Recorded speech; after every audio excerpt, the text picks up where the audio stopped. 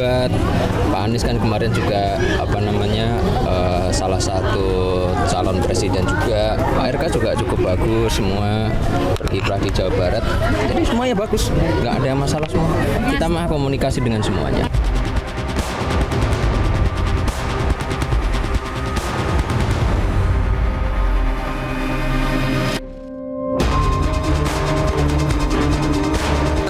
Saya mengusulkan Ridwan Kamil di Jakarta, semua setuju. Pasangannya siapa, Bang? Pasangannya belum. Pak RK siapa saja kalau menang pasti mau. Ya.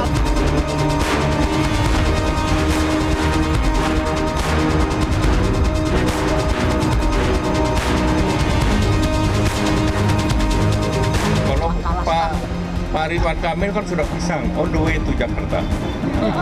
Kalau Pak Anies kan bergerak-gerak saja.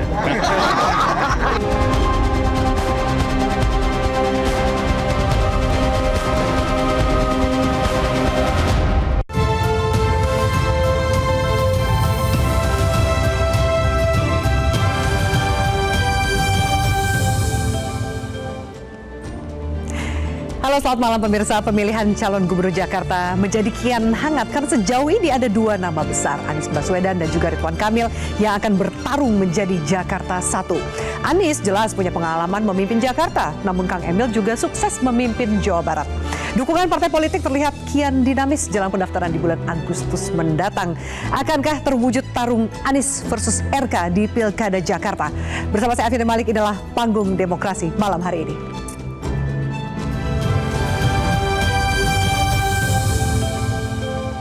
Dan kita langsung akan membahasnya dengan Ketua Dewan Pimpinan Daerah atau DPD dari Gerindra Jakarta, Ahmad Riza Patria. Bang Riza, halo, selamat malam. Halo, selamat malam. Assalamualaikum. Waalaikumsalam, terima kasih sudah hadir. Kemudian hadir juga perwakilan dari DPW dari PKB, Pak Hasbiala Ilyas. Pak Hasbi, halo, selamat malam. Halo, malam. Terima kasih sudah hadir. Baik, dan berikutnya juga hadir juru bicara PSI atau Partai Solidaritas Indonesia, Irma Huta Barat. Mbak Irma, halo, selamat malam. Terima kasih sudah hadir. Selamat malam, apa kabar Raffi? Kabar baik, terima kasih sudah hadir Panggung Demokrasi. Dan berikutnya juga ada juru bicara dari PDI Perjuangan, Ciko Hakim. Bang Ciko, halo, selamat malam. Terima kasih sudah hadir. Malam. Waalaikumsalam. Dan pengamat yang akan mendampingi kami di sini adalah Direktur Eksekutif Foxpol, Pangi Caniago. Bang Pangi, halo, selamat malam. Terima kasih sudah hadir. Malam semuanya. Malam semuanya. Terima kasih banyak. Nah, sebelum kita masuk ke dalam diskusi, saya akan menyampaikan sejumlah data dari keduanya. Kita lihat materi at large berikut ini. Bicara soal Pilgub Jakarta, ada dua nama yang semakin menguat. Pertama adalah Anies Baswedan dan kemudian adalah Ridwan Kamil. Keduanya sama-sama punya pengalaman menjadi gubernur dan memiliki track record mumpuni dalam memimpin Jakarta. Kita lihat bersama seperti apa rekam jejak dari Abah Anies dan juga Kang Emil selama ini. Kita lihat pertama Anies Baswedan terlebih dahulu. Ia sempat menjadi salah satu calon presiden di pemilu 2024. Anies yang berpasangan dengan Muhaimin Iskandar kalah suara dari pasangan Prabowo Gibran yang keluar sebagai pemenang Pilpres 2024. Sebelum menjadi capres, Anies adalah Gubernur DKI Jakarta periode 2017-2022. Ia terpilih menjadi Gubernur Jakarta bersama dengan Sandiaga Uno yang kini menjadi Menteri Pariwisata. Dalam Pilkada Jakarta kali ini, Anies disebut menjadi kandidat terkuat untuk kembali memimpin Jakarta kali kedua. Berikutnya, bagaimana dengan sang penantang Ridwan Kamil? RK yang saat ini menjabat sebagai Wakil Ketua Umum Golkar pernah menduduki kursi Wali Kota Bandung periode 2013-2018. Nah, Kang Emil ini naik menjadi Gubernur Jawa Barat satu periode di tahun 2018 sampai 2023. Ia juga sempat menjadi tim pemenangan pasangan Prabowo Gibran alias rival Anies di Pilpres lalu. Selain menjadi penantang, Anies sebenarnya masih terbuka ya peluang dari Ridwan Kamil untuk kembali memimpin Jawa Barat.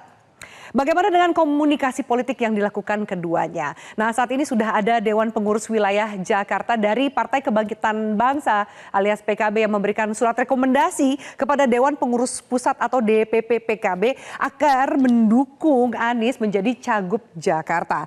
Bahkan DPP PKB juga hendak memasangkan Anies dengan putra sulung Presiden Jokowi yang adalah ketum dari Partai Solidaritas Indonesia, Kaisang Pangarep. Selain PKB, Anies disebut terus menjalin komunikasi dengan Partai Nasdem dan PKS untuk memastikan dukungan kepadanya.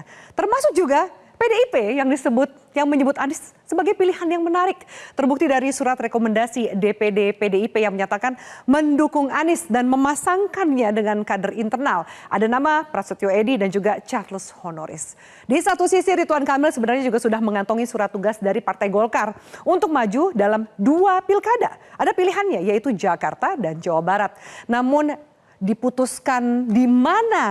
belum diputuskan di manakah Kang Emil akan berlaga. Sepertinya Partai Gerindra tidak mau menunggu lama nih, karena surat rekomendasinya langsung diberikan kepada Ridwan Kamil untuk maju di Pilkada Jakarta aja untuk menghadapi Anies Baswedan. RK sendiri menyatakan akan mengumumkan keputusannya di bulan Juli mendatang. Namun Ketua Umum PAN Zulkifli Hasan menyatakan mengusulkan Ridwan Kamil maju dalam Pilgub Jakarta seusai pertemuan dengan Presiden Jokowi dan juga Partai Koalisi Indonesia Maju yang mendukung Prabowo Gibran dalam Pilpres yang lalu. Begitu juga Partai Demokrat yang menyatakan membuka diri bagi partai yang mau bergabung untuk mendukung RK di Pilgub Jakarta. Sebenarnya seperti apa mekanisme pencalonan kepala daerah di Jakarta? Pasal 40 ayat 1 Undang-Undang Nomor 10 Tahun 2016 tentang pemilihan gubernur, bupati, dan wali kota menyatakan setiap partai politik atau gabungan harus memperoleh 20% kursi di DPRD untuk bisa mengusung kandidat.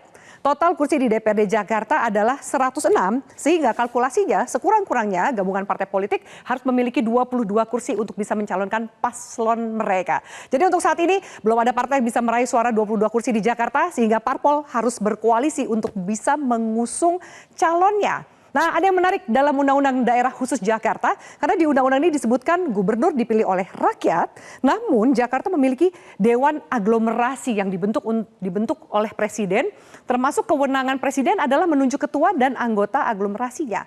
Bahkan ya banyak yang bertanya mengenai fungsi Dewan Aglomerasi ini apa, yang katanya untuk meringankan tugas kepala daerah, tapi kok seakan-akan malah membatasi kewenangan dari kepala daerah yang menjadi pilihan rakyat. Menteri Dalam Negeri Tito Karnavian menjelaskan tugas Dewan Aglomerasi hanya harmonisasi, sinkronisasi, perencanaan, sampai evaluasi, dan tidak akan mengambil alih kewenangan pemerintah daerah. Nah, belum tahu ya bagaimana prakteknya di lapangan. Semoga tujuannya yang penting satu, yaitu demi kesejahteraan warga Jakarta. Nah, seperti apa para sumber melihat dinamika politik jelang Pilkada Jakarta? Sudah hadir semua narasumber saya di sini. Saya mau tanya yang pertama ke Pak Hasbi.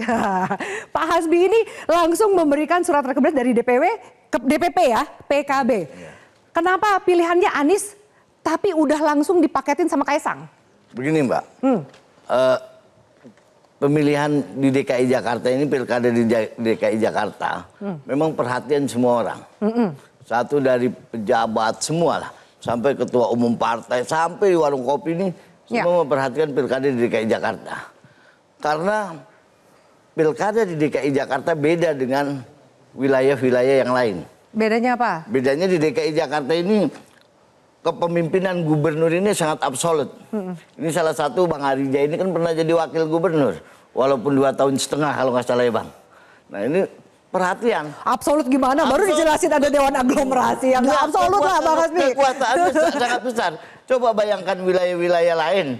Misalnya di Jawa Barat ada bupati, ada wali kota. Ini gubernur DKI Jakarta, dari gedung percakar langit sampai tukang beca itu diurusin, sampai WC diurusin sama gubernur. Karena ini bekas wakil gubernurnya, semua diurus itu. Makanya kenapa Pak Anies? Pak Anies ini kenapa PKB dukung Pak Anies, PKB DKI Jakarta? Orang semua tahu di akhir masa jabatan Pak Anies itu survei Pak Anies 70% kepuasan masyarakat. Pada waktu itu wakil gubernurnya Bang Arija. Makanya, kenapa paketinnya kenapa nggak sama Bang Rija aja? Ayo, kenapa mesti sama Kaisang? Nah, ini makanya terima kasih saya dipertemukan di sini sama Bang Arija. Sudah lama saya nggak ketemu Bang Arija ini kan. Nah makanya pada waktu itu 70% survei Pak Anies itu kepuasan masyarakat. Nah Bang Arija pada waktu itu pas jadi wakilnya. Nah kalau 70% berarti masyarakat Jakarta sampai hari ini, masyarakat Jakarta masih menginginkan Anies. Masih ingin lanjut Pak Anies lagi yang memimpin Jakarta. Ini keberlanjutan. Jadi ini pasti menang. Ini bukan perubahan, keberlanjutan. Pilpres itu tadi Mbak bilang kan Pilpres sudah selesai. Ini sekarang khusus DKI Jakarta. Kalau DKI Jakarta memang trik recordnya mau bagus, tidak seperti yang 2 tahun ditinggalkan oleh Pak Anies, ya mau nggak mau harus pilih Pak Anies. Tapi kenapa sama Kaisang? paketannya. Karena tokoh muda kan PKB partai terbuka. Oke. PKB partai terbuka, siapapun mau masuk untuk mendukung menjadi wakil Pak Anies silakan. Termasuk yang sebelah saya ini. Jadi kalau pasangannya sama Kaisang itu belum harga mati ya? Belum. Tapi Pak Aniesnya udah pasti. Pak Anies, jadi nanti kita serahkan cagupnya ke Pak pasti, Anies. cawagupnya tergantung nanti koalisinya. Koalisinya. Makanya yang sebelah saya ajak ini udah koalisi bareng-bareng. Sama Gerindra. Oh, Gerindra udah punya Ridwan Kamil. Bang Riza, gimana nih Bang? Kalau Gerindra, oke, kalau penjelasannya dari tingkat kepuasan dan lain-lain. Bang Riza juga ikut loh bersama Pak Anies memimpin Jakarta gitu. Tapi gimana? Kok tiba-tiba yang muncul Ridwan Kamil? Pertimbangan internalnya apa Bang? Yang pertama saya ucapkan selamat Idul Adha dulu nih. Mohon maaf lahir batin bagi semua pemirsa. Amin. Apa? Lebih paham Bang Ali daripada Ridwan Kamil di Jakarta.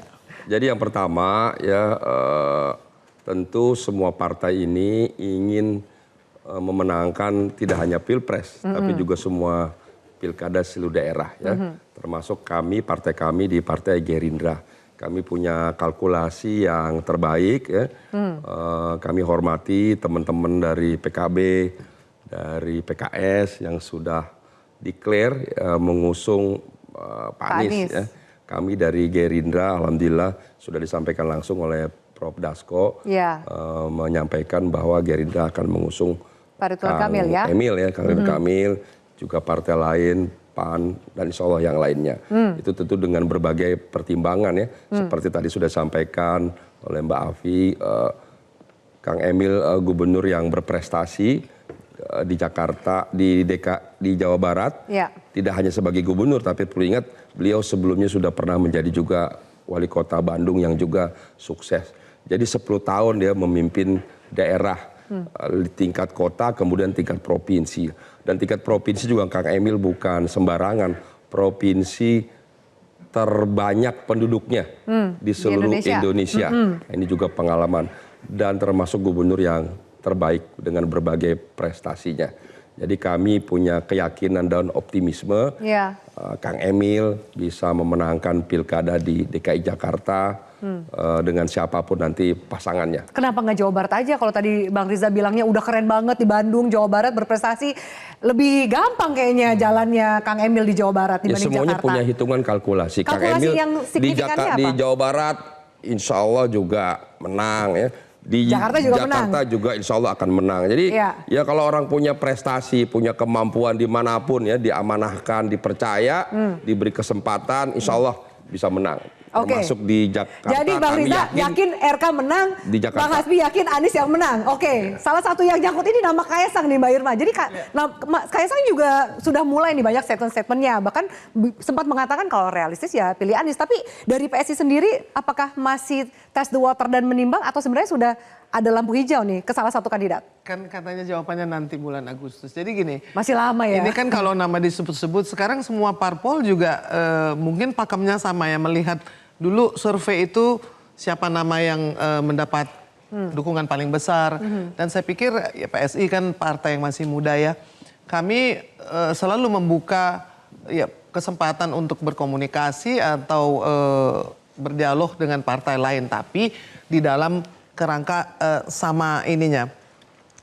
Ideologisnya masih sama, tujuannya masih sama. Kalau saya ngelihatnya lebih penting lagi kalau soal Jakarta ya. Sebetulnya kalau Kaisang disebut-sebut itu karena memang mungkin dilihat tadi tokoh muda menurut Mas Hasbi. Jadi masih belum pasti, harus ditunggu sampai Agustus. Saya bahkan melihatnya lebih kepada apa yang akan dilakukan oleh para kandidat ini terhadap kota Jakarta. Ya kan? Itu yang lebih penting gitu ya, daripada sekedar membahas nama. Betul, betul. Karena Jakarta sebagai daerah khusus itu juga kan kita harus memiliki gubernur yang bisa bekerja sama dengan pemimpin tertinggi dengan presiden. Jadi merupakan kepanjangan tangan dari pemerintah pusat, merupakan kepanjangan tangan dari presiden, bahwa apapun kebijakan dari pusat itu akan berdampak kepada Jakarta. Daerah pada umumnya, tetapi kan khususnya kepada Jakarta. Lalu juga selama ini kan kita melihat bahwa siapa yang mau menjadi gubernur dicalonkan di Jakarta itu jangan menggunakan itu hanya sebagai stepping stone untuk pencapresan, karena Jakarta ini problemnya besar dan banyak sekali ya kan, yang harus bisa diukur. Yang utama kemacetan, banjir, lalu juga polusi udara dan juga penyerapan tenaga kerja dengan jumlah populasi yang banyak. Itu saya pikir adalah PR yang besar yang mestinya bisa dipecahkan oleh siapapun yang akan memimpin gitu ya. Ya, kami dari Koalisi Indonesia Maju tentu saja masih belum memastikan ya dari PSI sampai bulan Agustus lah. Tapi dari koalisinya kan udah nyebut tadi ke Bang Kang Emil gitu kan. Iya. Ada rapat bahkan terakhir di istana Pak Jokowi ngumpulin ya, ada Pak Zulhas, Pak Erlangga, perwakilan dari partai koalisi Kim ini. PSI belum menentukan atau masih lihat? Kan harus ada kejelasan bahwa bukan hanya keinginan satu partai saja ya. Kalau di dalam koalisi itu kita melihat kepentingannya lebih jauh, kepentingan nasional. Ini Jakarta menjadi penting karena nanti kita akan menjadi satu kota yang istimewa, tetapi kan ibu kota kita mau pindah. Iya. Ya kan, itu juga nggak boleh lupa bahwa Jakarta secara transisi itu harus menjadi kota yang bagaimana. Oke. Masih menjadi tanda tanya karena fungsi dari Gubernur Jakarta akan berbeda ketika ibu kota sudah pindah ke IKN. Oke, ya kan, baik. tapi sebagai pusat ekonomi, pusat perdagangan, kota bersejarah dan lain-lain itu Tetap. masalahnya sangat besar yang harus bisa dipecahkan oleh siapapun gubernur dan wakilnya. Jadi nggak ngomongin tokoh aja nih ya, tapi siapa yang bisa membawa program yang membangun Jakarta dalam masa transisi udah nggak jadi ibu kota lagi gitu. Betul. Oke, baik. Tapi Betul. PDIP jadi barengan sama PKB. Kayaknya lirik-lirikan sama Anies nih makin kencang. Kalau PSI bilang ya nanti dulu lah, meskipun nama ketumnya ini udah mulai sudah juga ngelirik kan, karena Mas Kaisang bilang ya realistis sama Anies gitu. Apakah sebenarnya PDIP juga realistis melihat ya sama Anies, melihat survei yang sekarang bisa dikatakan cukup tinggi? Sampai hari ini belum ada keputusan itu sama sekali. Jadi yang disebut tadi diusulkan, seakan-akan hanya diusulkan satu nama sebagai calon gubernur itu salah.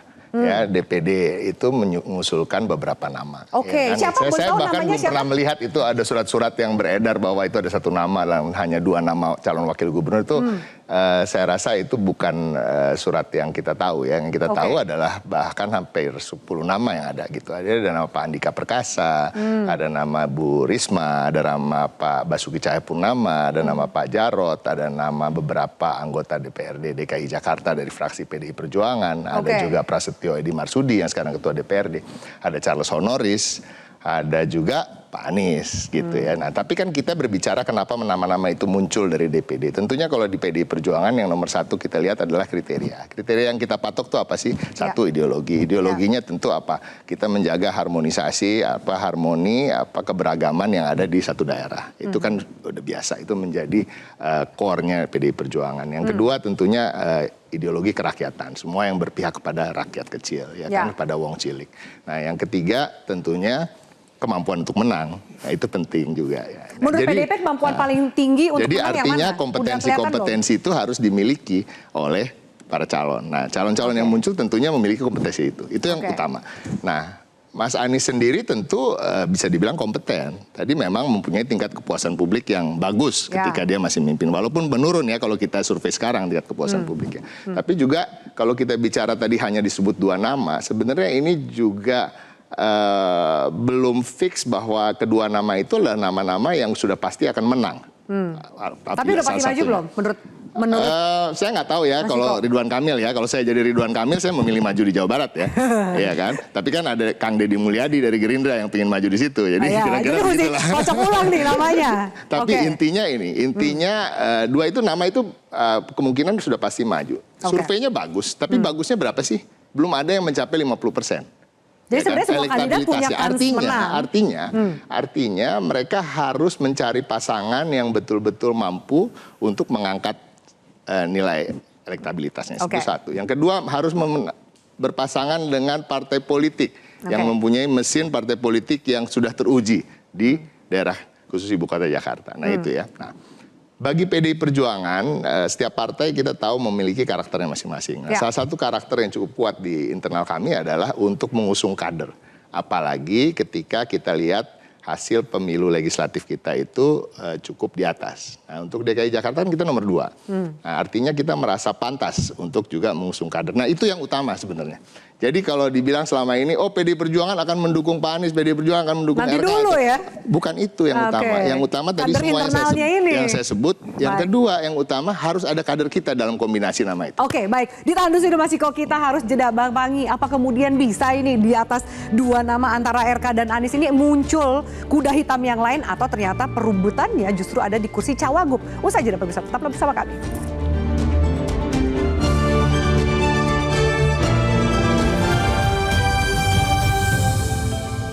Melihat RK sendiri sebagai bakal calon lawan di pilkada nanti seperti apa?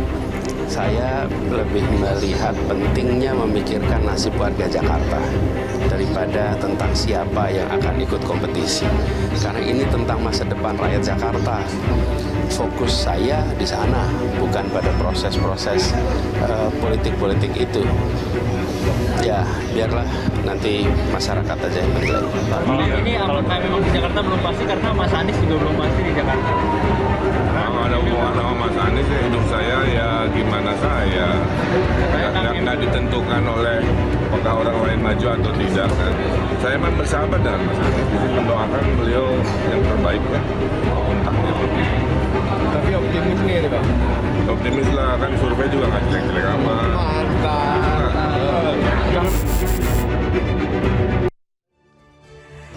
Ya, baik, pemirsa, kami lanjutkan. Bang Pangi, kalau mendengar penjelasan dari narasumber yang lain gitu ya, ada yang sudah jelas gitu memberikan dukungan, ada yang mungkin masih menunggu, toh masih sampai Agustus lah pendaftarannya dan penetapan di September gitu. Bagaimana Anda melihat ini dinamika ke depannya politik di Jakarta? Iya Mbak Api ya, kalau kita mencermati dinamika Jakarta itu kan sangat kompetitif dari dulunya. Justru incumbent pun dalam sejarahnya pernah berapa kali kalah seperti Foke termasuk Ahok gitu ya.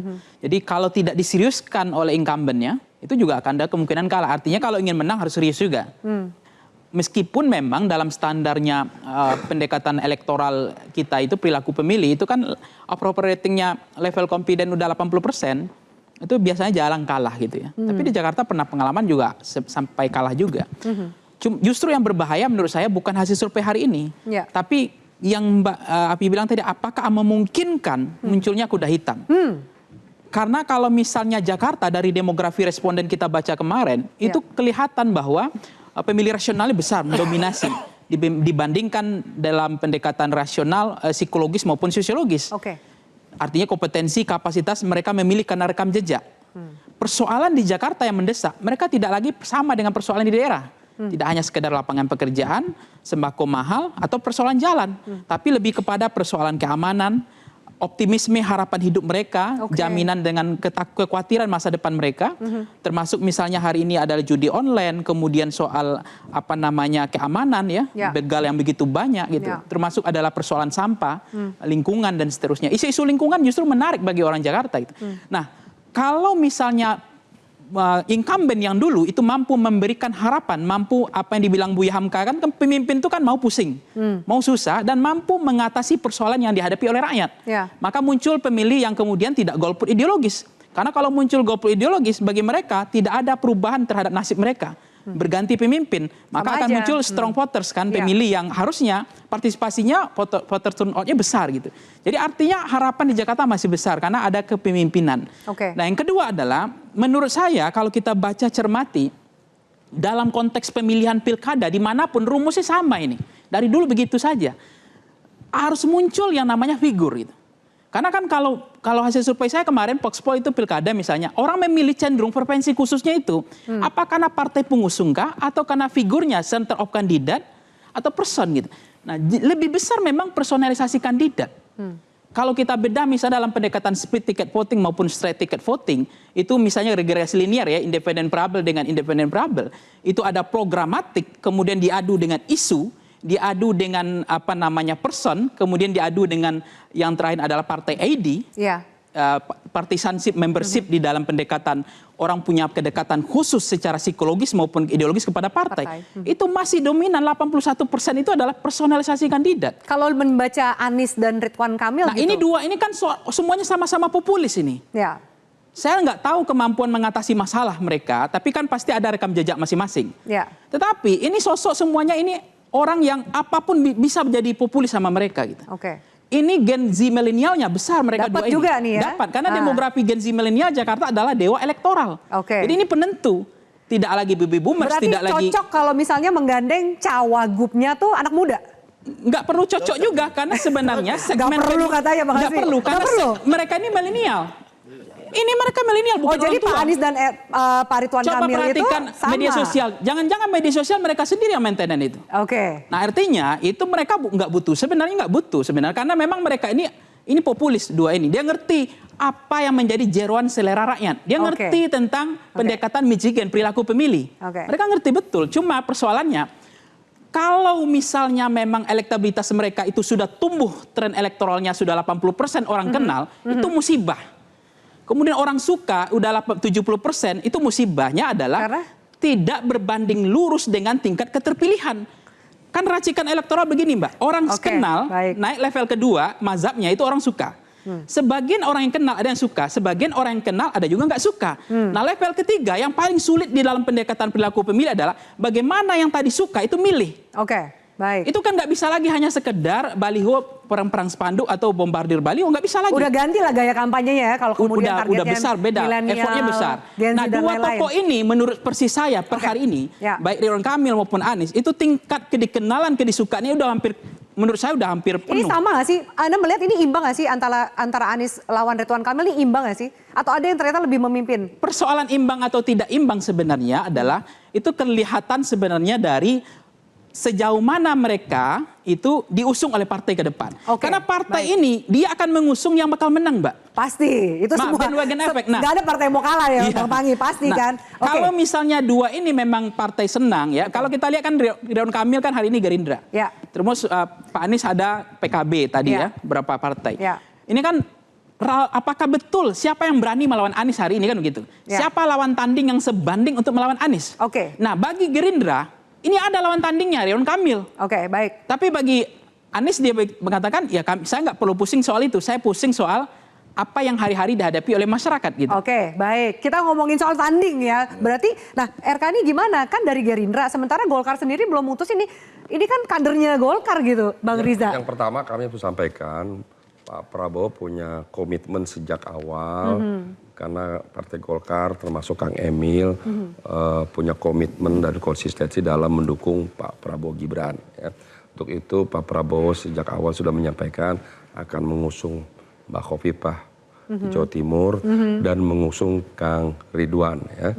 Nah sementara Partai Golkar kan memberikan rekomendasi kepada Kang Emil itu 2 provinsi, di Jawa Barat dan di DKI Jakarta.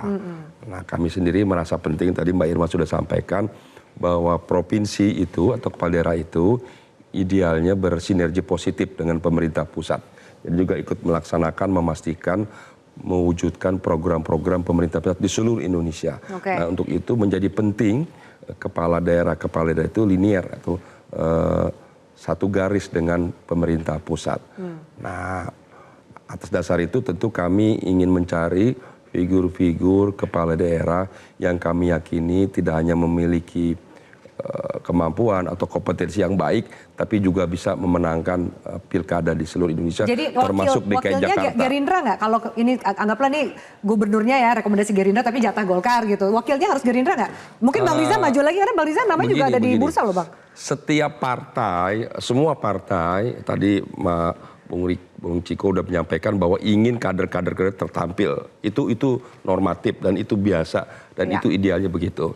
Tapi juga kami kan harus menyadari dan realistis bahwa kalau berkoalisi itu lebih dari 2 partai, 3, 4, 5 apalagi sampai 9 partai, tentu tidak bisa wakil dari 9 partai itu duduk sebagai kepala daerah maupun sebagai calon wakil daerah. Pasti 7 mengalah umpamanya begitu. Jadi hanya 2. Jadi untuk itu nanti akan dibahas lebih lanjut di tim. Nanti partai-partai yang berkoalisi kan akan kelihatan partai mana saja nanti akan berkoalisi mendukung Kang Emil umpamanya. Nah dasar itulah nanti juga tentu akan dibahas siapa calon wakil yang terbaik. Tapi jadi intinya Gerindra yakin bahwa Kang Emil akan maju di Jakarta. Kan katanya Kang Emil sama Golkar belum memutuskan. Iya itu kan Golkar, kan keinginan kami kan boleh, kami partai mengusulkan kan boleh. Boleh, Jangan kan tapi diusulkan kan harus yakin. Masa Gerindra ngusulin kader ternyata nggak jadi kan malu juga Bang. Oh enggak, kan kita sudah punya hitungan dan kalkulasi. Jadi pasti nih ya Kang Jadi Emil. kami meyakini bahwa Kang Emil punya kemampuan, kompetensi yang baik. Dan kami meyakini Kang Emil bisa dan siap dan memenangkan pilkada di DKI Jakarta. Waduh. Tidak hanya Jawa Barat. Semoga Partai Golkar percaya dirinya seperti Gerindra nih buat Kang Emil. Insya Allah. Mbak Irma mau nanggapin? Silakan. Tadi menanggapi yang dikatakan oleh Bang Riza, tapi betul bahwa dalam koalisi kan tidak bisa semuanya ingin mendampilkan kadernya. Kalau kami di PSI, nama Mas Kaisang ketum kami disebut-sebut, ya tentu saja alhamdulillah ya kan. Karena yang penting bagi kami juga tadi adalah kriterianya. Dan nomor satu adalah bisa bekerja sama dan linear dengan pemimpin. Tapi kalau Mas Kaisang nggak masalah kan, kakaknya kan jadi wakil presiden kan, jadi harusnya lebih linear lagi. Seandainya bukan Mas Kaisang pun tetap kriteria itu kan harus duluan. Nanti orangnya belakangan harusnya gitu kan. Bahwa kami punya DNA sebagai partai yang anti korupsi dan anti intoleransi. Jadi siapapun yang ada di situ pasti akan mengusung pluralisme. Dan juga ada nomor satu yang paling penting di DKI ini adalah bagaimana bisa mengelola anggaran itu dengan transparan dan baik, karena besar sekali ya Bang Riza, bahwa anggaran DKI itu hampir 80 triliun satu tahun ya. Berarti 5 tahun berarti lebih dari 400 triliun dan itu adalah satu jumlah yang besar. Dan selama ini memang kita harus kembali kepada transparansi lagi.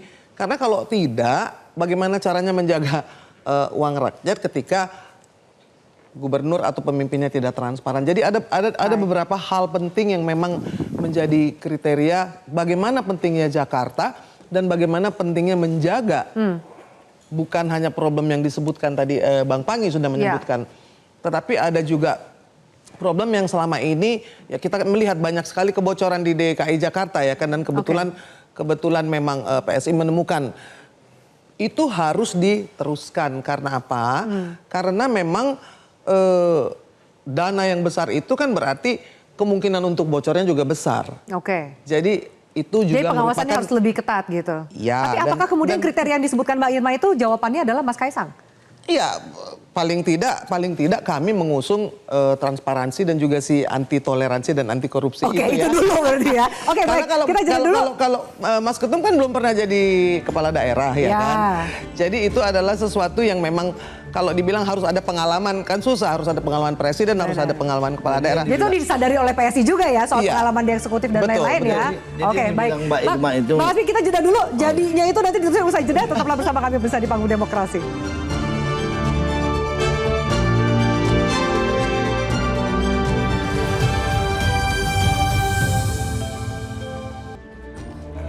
Baik, bisa kami lanjutkan. Bang Haji, mohon maaf tadi saya potong. Silakan dilanjut. Anda mau menanggapi tadi statement dari Mbak Irma dan juga Bang Riza? Yang pertama, Pak Anies itu paket komplit. Oh ini bukan menjadi kampanye sekalian nih kayaknya. Bukan kampanye, paket komplit. Coba selama Pak Anies mimpin DKI Jakarta selama 5 tahun, tidak pernah Pak Anies bertentangan dengan pemerintah. Orang Bang Irma bilang tadi ditemukan banyak apa itu nggak transparan tuh maksudnya pemilihan Pak Anies loh. Kalau Pak Anies dibilang tidak transparan, satu-satunya gubernur setelah Pak Ujibowo ya, sama ini dengan Pak Ujibowo, yang dapat WTP 5 kali itu hanya Pak Anies. Ini buktinya, di mana kan transparannya? Kalau nggak ada, kalau pada waktu itu misalnya dibilang lem Aibon, maklum PSI pada waktu itu baru masuk, partai baru. Partai baru masuk. Tapi kan ada datanya waktu itu PSI bilang. Baru masuk, belum paham mungkin pembahasan anggaran secara gamblang. Belum jelas. Buktinya, sekarang Pak Anies itu dapat 5 kali kok WTP. Cuman Pak Arija tahu pada waktu itu wagubnya Pak Arija kok. Betul nggak Bang? Dapat WTP zaman abang. Iya, ini kenapa colek-colek lagi? Tadi apa maksudnya? Wagub pertama, colek-colek Mas langsung. Adi, wagub kedua saya. Yang mengusung Gerindra. Pokoknya siapapun yang diusung Gerindra, dulu Pak Jokowi Ahok menang, Anies Sandi menang. Nanti Kang Ridwan dengan siapapun diusung Gerindra, insya Allah menang. Oh, jadi siapapun yang dukung Gerindra menang. Iya, belum tentu menang. Lawannya Anies loh kali ini Bang, tapi yakin mau menang. Loh, dulu lawannya bisa menang. Ahok. menang Anies Sandi. Dulu sebelumnya Pak Jokowi Ahok lawannya incumbent Pak Fauzibowo. Beberapa survei pengamat bahkan hampir semua orang bilang pasti yang menang Pak Fauzibowo. Tapi alhamdulillah yang menang Jokowi Ahok, ya kan? Nah, ketika Ahok maju sebagai incumbent lawan Anies Sandi, yang menang Anies Sandi. Nanti Kang Ridwan, Kang Emil dengan siapapun lawan Mas Anies, insya Allah menang. Oke, gitu, gimana? DPPKB mau tarik dukungan? Enggak, itu kan 2 kali menang, dia bilang menang. Pada waktu itu kan coba kalau kita singgung ngomong Mbak Irma tadi, Mbak Irma bilang intoleran. Justru PKB itu, Pak. Justru PKB kalau udah PKB usung berarti sudah pasti toleransi. Oh gitu. Kalau kita Gus Dur kok nggak mungkin kita nggak toleransi. Nah itu nggak mungkin. Ada yang PKB itu sudah jelas. Nah, mungkin kalau Bang Arija bilang sekali menang, 2 kali menang, ketiga kalinya kalah. Ketika menang. yang secam katanya. Gimana Mbak Irma? Silakan. Partai yang teruji Partai Gerindra di Jakarta. Oke. Tadi kan Mbak Irma bilang yang harus digarisbawahi itu harus jadi kepanjangan tangan dari pemerintah pusat dan tidak bertentangan dan tidak menjadi antitesis. Kan kita pernah lihat. Kalau Anies berat dong gitu kan. Jadi antitesis apa gimana gitu. Harusnya gini, kita harusnya sorry Mbak Irma ya, kalau saya agak kurang setuju dengan narasi-narasi seperti itu. Itu narasi seperti sedang berkampanye untuk mengusung orang yang sudah pasti harus dekat dengan pemerintahan pusat. Karena sebenarnya itu udah tertuang dalam undang-undang. Jadi kalau sampai gubernur itu subordinasi dari dia keluar dari dari garis pemerintah pusat, ya dia sudah salah. Dia sudah melanggar undang-undang. Karena ada undang-undang pemerintah daerah yang menyatakan bahwa dia adalah kepanjangan tangan dari pemerintah pusat dan dia bertanggung jawab pada presiden melalui Menteri Dalam Negeri. Jadi itu clear. Jadi sebenarnya seharusnya dipilih rakyat, jangan lupa loh ini ngomongin pusat tapi ini yang dipilih rakyat loh ya kan? Dipilih rakyat, tapi dia tentunya boleh berinovasi, boleh melakukan hal-hal yang demi kemaslahatan masyarakat dan umat di wilayahnya. Itu sebenarnya nggak masalah. Jadi kalau kita bicara undang-undangnya udah ada.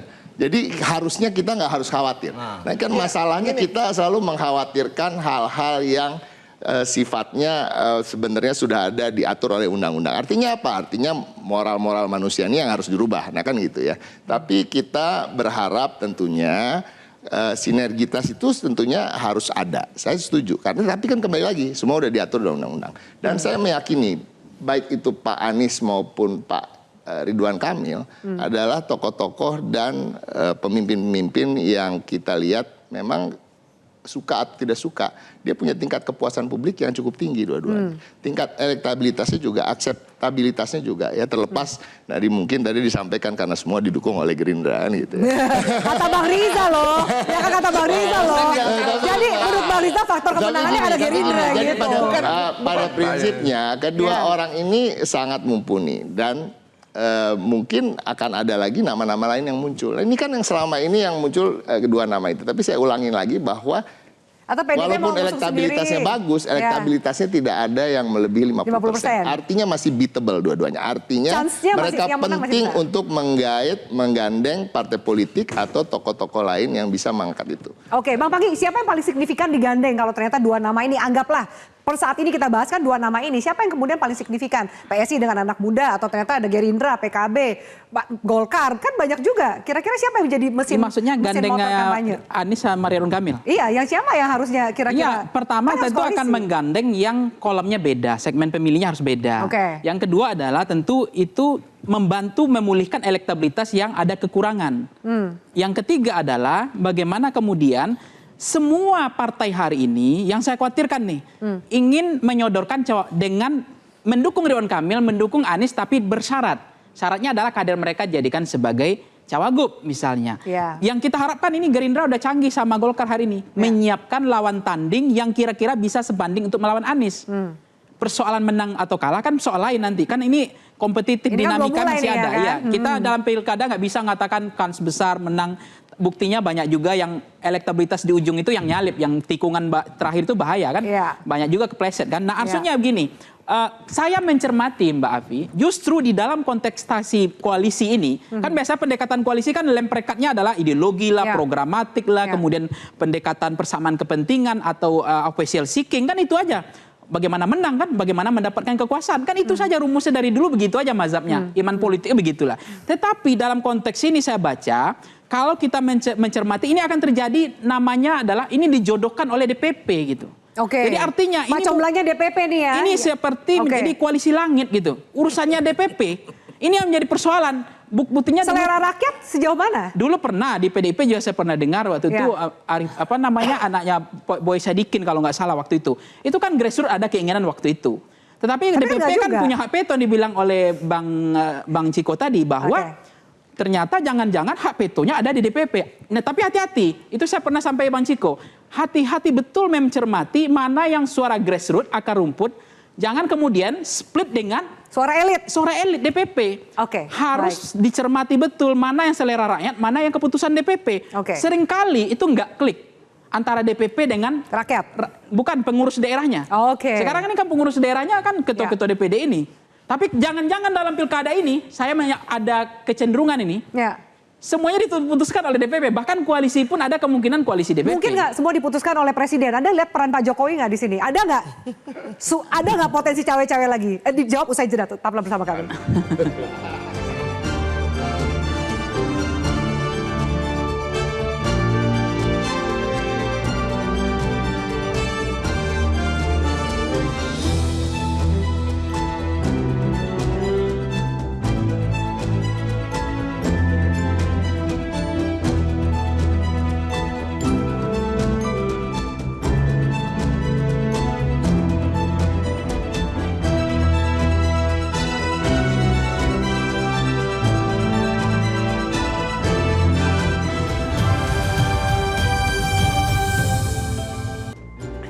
Ya, baik. Pemirsa, terima kasih masih bersama kami. Kita seperti pertanyaan saya sebelum jeda nih. Kemudian ada nggak sih ruang Presiden akan tanda kutip cawe-cawe lagi? Karena mau nggak mau ini anak bungsunya nih yang maju. Ada yang bilang bahkan anak kesayangan gitu. Bang Panggi, Anda melihat ada potensi itu nggak sih? Iya, dari sinyal Pak Anies kan mengatakan tidak memungkinkan karena ada MA yang putusan itu kan. Jadi bisa dong. Ya, termasuk PDIP nampaknya agak sulit menurut saya ya untuk mengusung. Tetapi Mas Kaisang ini kan bagian dari dianggap kekuasaan.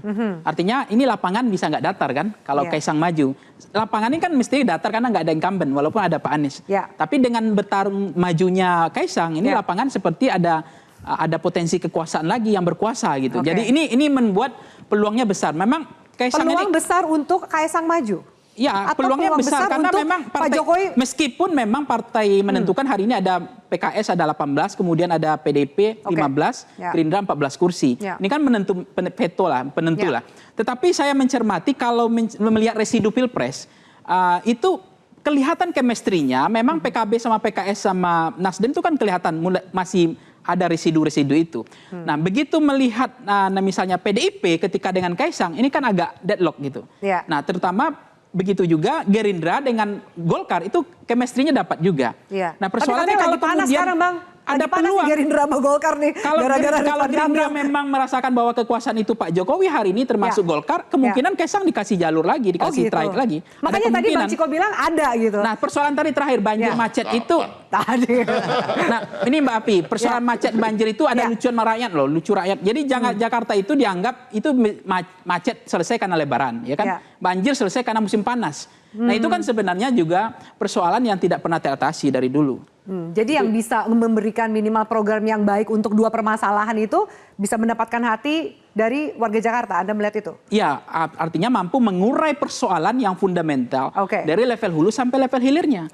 Tapi kecenderungan elektabilitas itu tokoh populis yang dilihat. Tidak melihat kemampuan mereka mengatasi masalah. Atau siapa pemimpin yang kira-kira mampu mengatasi masalah. Tapi kan yang dilihat adalah populis. Populis itu adalah ya selera elektabilitas. Balik lagi ke selera elektabilitas. Ada yang, Bang Hasbi ada yang bilang bahwa kayaknya nih PKB mencoba peruntungan Pilpres nih ya kan. Mengawinkan satu tokoh dengan yang mungkin masih terah dengan kekuasaan. Atau minimal ada keluarga dengan presiden gitu. Apakah benar arahnya ke sana? PKB cari... kenapa Kaisang gitu? Siapa PKB tahu, cari pemimpin Pak Anies.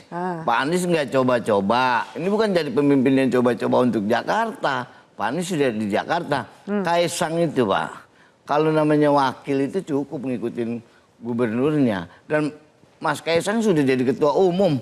Lebih dari kita orang, kita baru jadi ketua DPD kok dia jadi ketua umum. Dia udah ketum ya? Udah ketum. Ada 8 kursi lagi? 8 kursi lagi. Tapi Pak Jokowi bilang melarang, kata Pak Zulhas. Berarti nggak diragukan itu kalau udah ketua umum. Jadi, sekarang Mbak meragukan nggak ketua umum yang ada? Ya kita lihat aja nanti kan waktu yang akan membuktikan. Tapi Pak Jokowi bilang melarang untuk Kaisang untuk maju. Anda lihat? Wah kalau soal itu saya nggak ngerti. Anak itu urusan anak mau bapak. Biasanya anak bontot itu paling disayang. Jadi? Biasanya mah anak bontot kita susah untuk menolak. Berubah nggak nanti Pak Jokowi kira-kira? Ya mudah-mudahan berubah Anies Kaisang. Anies Kaisang nih, Anda yakin? Kalau Bang Riza gimana? Ya saya kira itu kan pilihan dari partai pengusung ya. Kami tidak ikut mencampuri ya. Yang penting bagi kami Partai Gerindra punya keinginan bahwa Kang Emil bisa menjadi calon di Jakarta. Tidak hanya direkomendasikan tapi juga diusung oleh partai-partai lainnya selain Gerindra dan memenangkan pilkada. Saya 2,5 tahun di Jakarta mengerti betul permasalahan-permasalahan Jakarta dan bagaimana mengatasinya. Saya punya keyakinan bahwa Kang Emil mampu menjadi gubernur yang baik, bahkan lebih baik memimpin Jakarta ke depan. Tidak hanya mengatasi masalah macet, masalah banjir, pengalaman lapangan pekerjaan, tapi masalah-masalah tadi Mas Pangi sampaikan betul, masalah keamanan ke depan menjadi penting untuk diatasi ya. Kemudian juga masalah-masalah seperti sembako ya harus diatasi, inflasi dan sebagainya, termasuk polusi udara. Banyak sekali masalah di Jakarta, apalagi ke depan 5 tahun ini adalah masa transisi ya, ibu kota ke IKN. Jadi gubernur itu seperti Kang Emil itu seorang engineer, apalagi teknik ya, teknik arsitek, dia memahami benar masalah-masalah teknis. Jadi ke depan itu dibutuhkan tidak hanya gubernur yang pintar, cerdas, visioner, tapi punya kemampuan strategis dan taktik dan teknis mengatasi masalah untuk membangun sinergi positif antara DKI Jakarta dengan IKN. Saya kira itu salah satu poin. Dan jawabannya Kang Emil menurut Kang Gerindra. Emil adalah salah satu calon yang terbaik dan alhamdulillah Gerindra sudah menyampaikan komitmen. Kita tunggu nanti respon daripada Golkar. Saya yakin Golkar adalah partai besar, partai yang dewasa, mempertimbangkan untuk kepentingan yang lebih baik ke depan. Kalau yakin ke depan itu berarti sama Gerindra sama Golkar sekarang ini belum shake hand nih untuk ya udah gitu shake hand untuk Kang Emil. Golkar ini partai yang punya hubungan yang luar biasa, apalagi Pak Prabowo juga dulu kader Golkar. Jadi tidak diragukan lagi lah hubungan baik antara Partai Gerindra dengan Partai Golkar.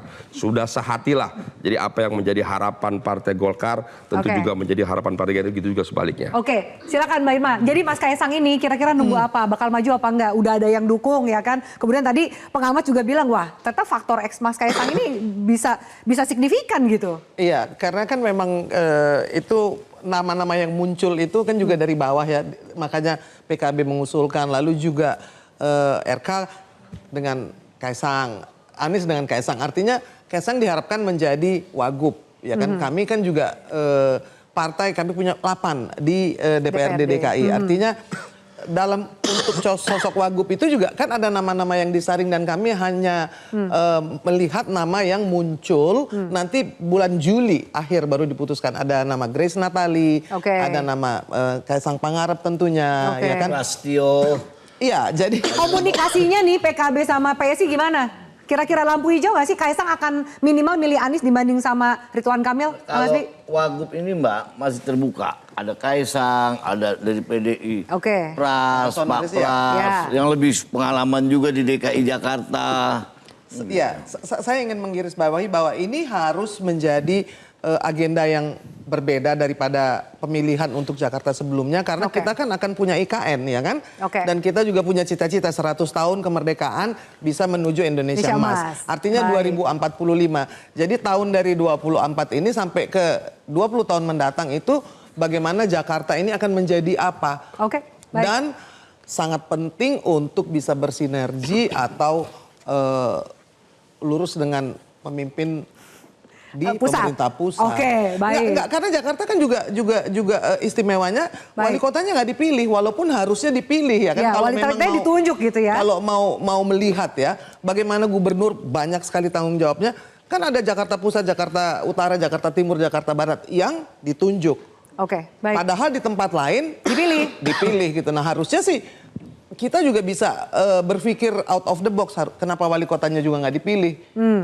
Ada 4 yang kita harus pilih berarti Oke, ya. baik. Ya Jadi dong? intinya harus kesinambungan garis lurus tuh ya. Karena kita kan masih ingat ada peristiwa seperti 212. Jangan sampai ada lagi yang diturunkan, jangan sampai lagi bertentangan dengan pemerintah pusat. Karena Oke, itu akan baik. bikin kita menjadi terhambat menuju ke jalan tol ke Indonesia Emas itu. Bang Ciko, terakhir. That's why it's very important. Sekaligus. Walaupun sudah ada undang-undangnya menurut Bang Ciko. Oke. Korupsi juga udah ada undang-undangnya, tapi Your closing koruptornya masih statement, banyak. termasuk kartu Ahok bakal maju lagi Bagi nggak sih? PD Perjuangan tentu yang saya sampaikan tadi, bagaimana kita mencari pemimpin yang bisa menjawab tantangan-tantangan DKJ ke depannya, daerah khusus Jakarta, terkait aglomerasi, terkait juga statusnya yang bukan lagi ibu kota, dan artinya penganggaran yang berbeda dan prioritas yang berbeda. Nah itu yang utama, dan kami meyakini dari kader internal kami banyak sekali yang mampu, dan kita Pasti lihat masuk bursa nih? Pasti harus akan masuk terpilih? bursa, Oke. either calon gubernur atau calon wakil gubernur. Oke, baik. Terima kasih banyak para narasumber saya pada malam hari ini. Semoga bermanfaat untuk pemirsa kami. Dan pemirsa tidak bisa dipungkiri meski ibu kotanya nanti berpindah, masih banyak daya tarik dan juga kepentingan yang diperebutkan di Jakarta. Tak ayal sejumlah elit parpol tak ingin kehilangan singgasana di Jakarta dengan beragam cara, tapi sah-sah sajalah bersaing. Perlu dicatat, harus dengan elegan dan tidak ada kecurangan. Yang perlu diingat adalah kesejahteraan rakyat Jakarta yang perlu diperjuangkan, bukan kepentingan elit parpol yang pragmatis. Saya Fadil Malkuduri, selamat malam, sampai jumpa.